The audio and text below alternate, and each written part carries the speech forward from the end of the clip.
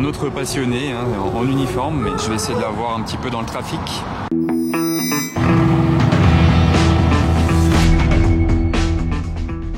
Hello everybody, this is Fipe, comment allez-vous les amis? On se retrouve pour une nouvelle vidéo de car spotting à Paris. Cette vidéo du jour est sponsorisée par Carly. Est-ce que vous connaissez déjà Carly? Sinon, je vais vous expliquer en quelques secondes ce que c'est. Sachez en tout cas que ça peut vous faire économiser jusqu'à 2000 € par an. Donc c'est pas négligeable. Regardez, c'est un petit boîtier qui se branche à la prise OBD de votre voiture. Et une fois que c'est branché, vous avez l'application Carly juste ici sur votre téléphone. Ça se relie en Bluetooth et hop, vous allez pouvoir diagnostiquer votre voiture en temps réel. Mais ce qui est encore plus fou, c'est que vous pouvez carrément faire du codage pour personnaliser votre voiture. Mais ça, c'est disponible surtout sur les BMW, Audi, Volkswagen. Donc pour ça, je suis dans mon parking Orsen Road à Paris où je gare ma voiture et ils vont gentiment me donner une voiture cobaye, une Audi RS6 pour pouvoir tester cette fonctionnalité juste après. Et bah c'est bien tout ça, je viens de diagnostiquer l'état de santé de mon Mercedes Classe G 63 AMG de 2012 et très bon état, zéro problème trouvé, tout ça est dans le vert, ça fait plaisir. Il est très bien entretenu, Excel Car s'en était aussi très bien occupé avant que je l'achète, la révision a été faite chez Mercedes, l'entretien. Donc c'est rassurant, c'est bon à savoir. Ok, ça aussi c'est rassurant, mon compteur kilométrique n'a pas été falsifié, tout va bien sur ma voiture, elle est clean. Donc ça c'est aussi intéressant si vous voulez pas passer chez votre garagiste, qui vous mette un coup de valise, qui vous disent que le voyant c'est pas grave, qui vous l'enlève mais qui vous fasse quand même payer pour la consultation. Vous pouvez le faire vous-même de chez vous et économiser du temps et de l'argent. Alors voici notre beau cobaye du jour, c'est une Audi RS6 C7 mise à disposition bien gentiment par Orsen Road. Je vais de ce pas brancher notre petit boîtier à la prise OBD qui se trouve ici sous le volant normalement. Où est-elle? Voilà, petite astuce, j'ai mis le flash et elle s'est dévoilée ici. En attendant que ça charge, admirez ce bel intérieur. Carbone. Je vais la démarrer juste après, ne vous en faites pas. Très très belle, j'adore ces sièges. Le toit panoramique. Comme vous le voyez, c'est classé par catégorie. Ici, voilà tout ce que vous pouvez régler. Vous voyez que l'alarme est activée. Si vous n'êtes pas attaché dans la voiture, vous pouvez la désactiver. Si jamais vous dépassez une certaine vitesse et que la voiture fait une alerte, vous pouvez l'activer ou le désactiver. Là, par exemple, c'est désactivé. Et en fonction des voitures, il y a différentes choses que vous pouvez mettre et enlever. Ah, ça peut intéresser beaucoup de monde. C'est pour désactiver le start and stop automatique. Je pense que rien que pour cette fonctionnalité, c'est utile d'acheter Carly.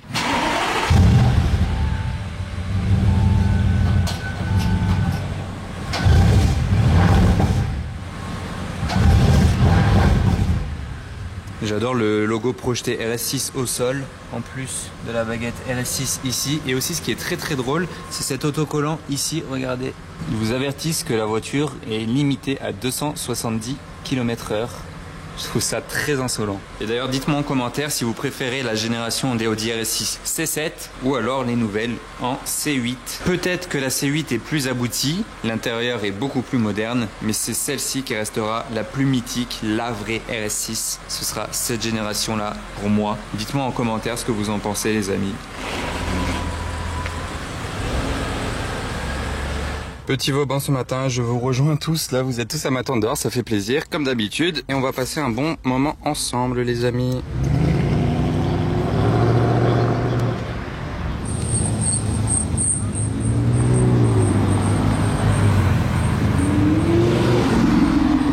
Alors là les amis, le match parfait, faites votre choix en commentaire, 488 ou Huracan, c'est vraiment les deux concurrentes directes.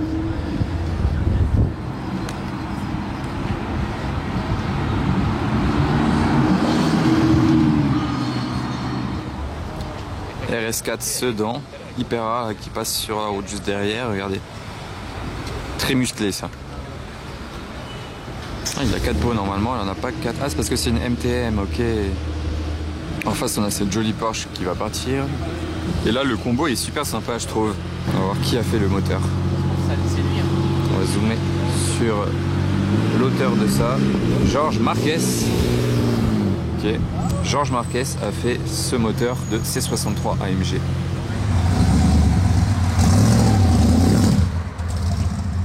Oh là là, la sonorité. Ah, c'est un style.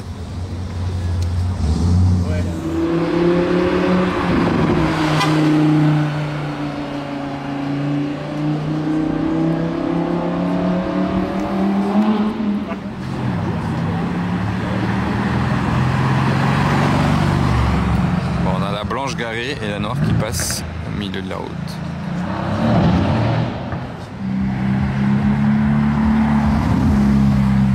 Le Fleet Spider, il a la musique à fond dedans. Ça résonnait les basses. Alors là, à 2 pas de l'hôtel Peninsula, nous venons de débusquer cette magnifique Mercedes S650 Maybach Cabriolet. Elle est magnifique dans tous les sens du terme. On a Peslo Moto en action. Ce que j'adore sur les versions Maybach, c'est tous ces chromes là à l'avant ici. Vous voyez, le pare-choc est vraiment recouvert de chrome. La calandre aussi, elle est totalement chromée ici, comme sur les S65 AMG. Les grosses jantes, comme ça aussi. Bon là, elles sont un peu sales, mais normalement ça brille. Le logo Maybach sur le côté. Enfin, parce que là, je suis sur la route, donc je le mets sur l'arrière. Donc S650, moteur V12. La capote elle pète bien, hein. L'intérieur il est magnifique aussi. Et à l'intérieur là-bas c'est écrit Maybach ici. La sono à l'intérieur elle doit être vraiment folle. Regardez, il y a un haut-parleur ici entre les sièges à l'arrière. Évidemment tout dans le détail, regardez tous les commodos de la même couleur que le reste, ils sont beige. Porsche Turbo S.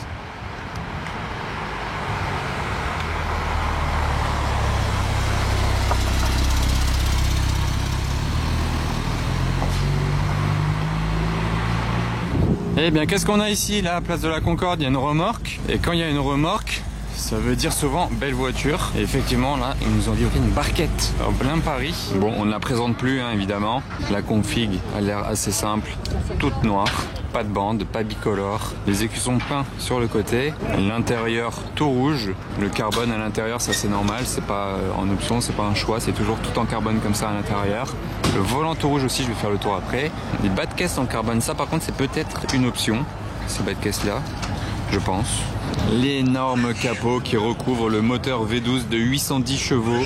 On est sur la même base qu'une 812 Superfast. Mais bon, il manque une partie de carrosserie.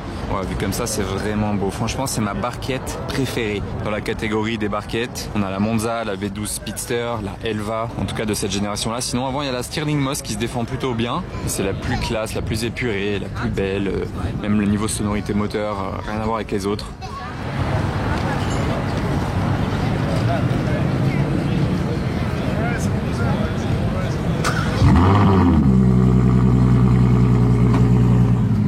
La machine est lancée.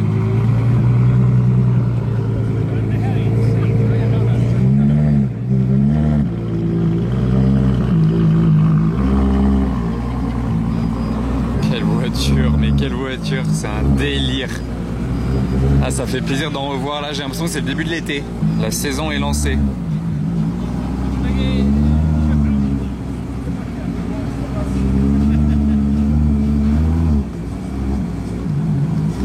On voit bien qu'il a mis le lift system up parce qu'elle est haute.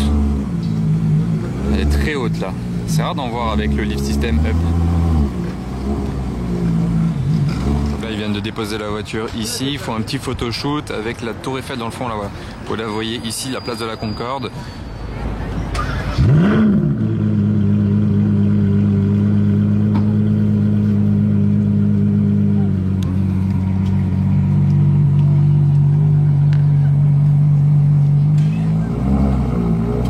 Stylé, un intérieur rouge avec le carbone, en plus ça va super bien.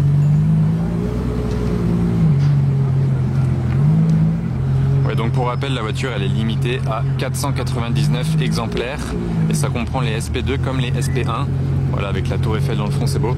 Après il y a plus de SP2 bien sûr qui ont été vendus que de SP1. Ça paraît un peu logique. Bon là il y a la police qui a débarqué. Et au final, ils sont venus discuter et voir la voiture, donc ça va. J'ai eu peur qu'ils les virent et que la fête soit finie un peu plus tôt que prévu. Mais c'est juste un autre passionné, hein, en uniforme, mais ça reste un passionné sous l'uniforme. Donc il est venu regarder la Monza de plus près, ça l'interrogeait. Ça fait une image sympa quand même. Allez, c'est reparti, troisième start-up.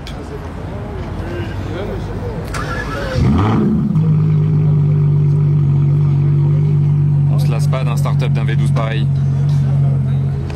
Regardez l'image, la SPD avec la voiture de police. Il y a une scène là, il y a une scène, il se passe un truc. Et elle a une plaque en fait, qu'est-ce qu'il y a marqué dessus? Rostin Automobile. Ok.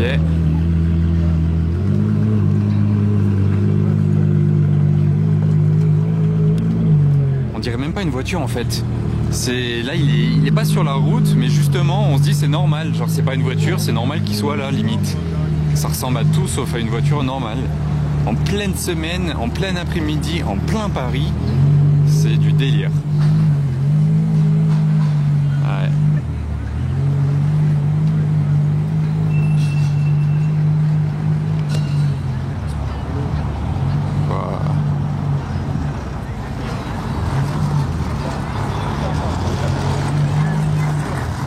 C'est vraiment un délire cette voiture, hein. Moi j'adore, franchement.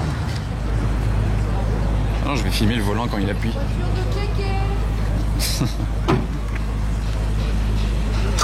Hop là. Vous avez entendu la dame qui est passée en vélo, elle a dit voiture de kéké. Bah, je pense que si on lui offre demain, elle sera contente quand même, non? Est-ce que vous préférez l'arrière ou l'avant de cette voiture? Parce que franchement je trouve que les deux sont une réussite. C'est ça qui est dingue.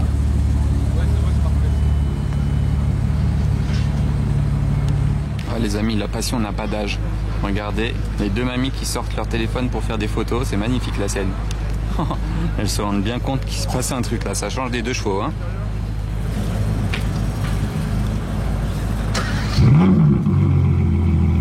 Je pourrais vous en filmer 57 d'affilée, je m'en lasserai pas. Bon, ce qui est stylé de ce côté-là maintenant, c'est qu'on a le soleil qui tape vraiment bien du bon côté de la voiture et le fond est juste magistral. Là, on a vraiment une belle scène. Regardez cette image. C'est dingue. Et d'ailleurs, vous vous rappelez quand j'avais shooté la Bugatti Chiron profilée sur la place ici, c'était vraiment pas loin, c'était quelques mètres derrière. Allez, c'est reparti.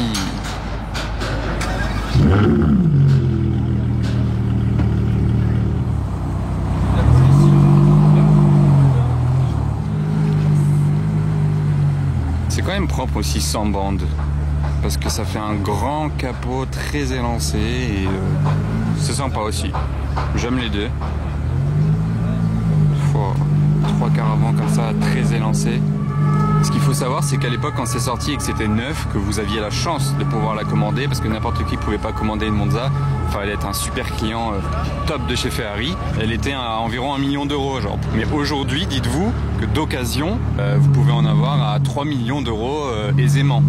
Donc les gens qui ont pu l'avoir neuve et qui la revendent aujourd'hui, hop, notre Ferrari là-bas, ils triplent leur investissement. C'est une voiture plaisir, mais investissement aussi.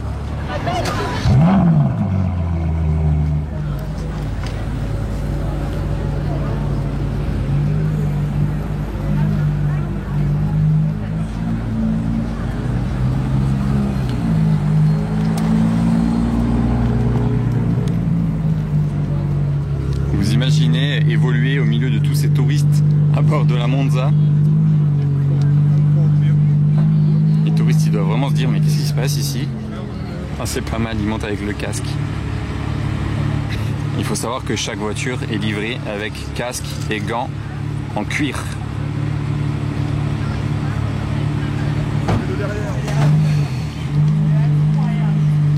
Ah, c'est un style avec le casque, c'est un délire. À la scène.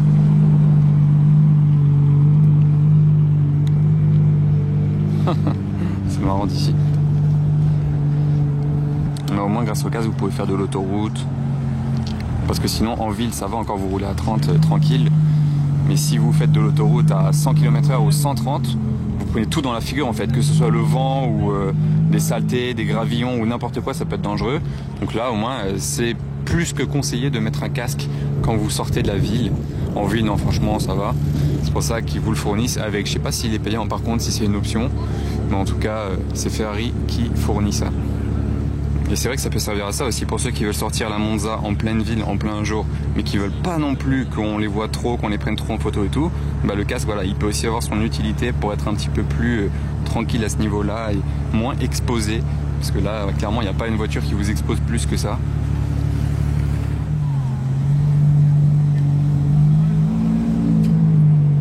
Hop là, il s'est fait doubler par un vélo. Franchement, j'ai l'impression qu'on est en train de tourner une pub pour Ferrari, ça me fait trop rire. C'est un truc de fou là ce qui se passe quand même. Bon, regardez les amis, j'ai la chance d'avoir la clé dans la main. Ah non, petit problème. Attendez, je secoue. Hop là, magie, magie. Une clé de Ferrari se retrouve dans ma main. C'est une clé comme ça, vous voyez, hein, bien basique, comme sur les autres Ferrari. Et ça peut être une clé de F8 par exemple, ou de 812, parce que c'est la même génération. Voilà, ils n'ont pas fait une clé spéciale en gros pour la SP2. Mais ça fait toujours plaisir rien que d'avoir la clé dans la main. Il se passe quelque chose quand même. La clé pour ouvrir une voiture qui vaut actuellement environ 3 millions d'euros, ça fait toujours plaisir. Allez, elle nous quitte. Je vais essayer de la voir un petit peu dans le trafic.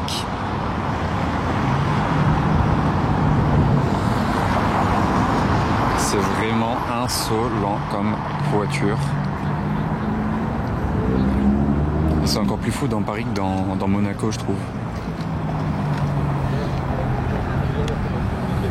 On va essayer de faire le tour, voir si on le chope là-bas.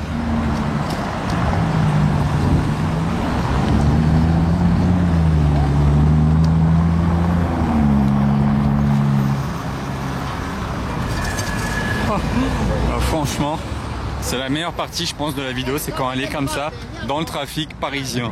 Regardez ça, regardez où je suis. Là, il y a une Monza SP2, genre, on est au mois d'avril, genre, on se croirait en été d'ailleurs, aujourd'hui. Oh, c'est impressionnant. Bon, par contre, elle a le lift system up, on dirait encore. Mais au moins, il se prend les feux à chaque fois, donc moi j'avance avec. Hein. Je vais le suivre jusqu'au croisement là-bas, allez. Comme ça, après, il pourra voler de ses propres ailes. Regardez, vu d'ici, c'est même pas choquant vu qu'elle est noire.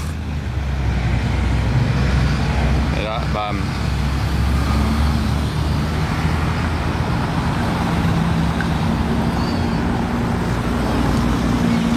Ah, ça fait plaisir de revoir ça en plein Paris. Et hop, il se reprend le petit feu rouge, donc on en aura encore un peu.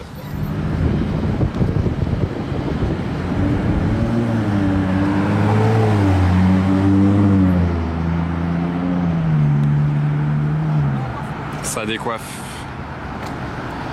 Ok, bah je pense qu'on va enfin la quitter ici, mais je suis super content d'avoir vu ça, les amis. Dites-moi en commentaire ce que vous en avez pensé de voir une SP2 comme ça en plein Paris. C'est un truc de ouf. Ah bah une Ferrari nous quitte, une autre la remplace. On perd un petit peu au change.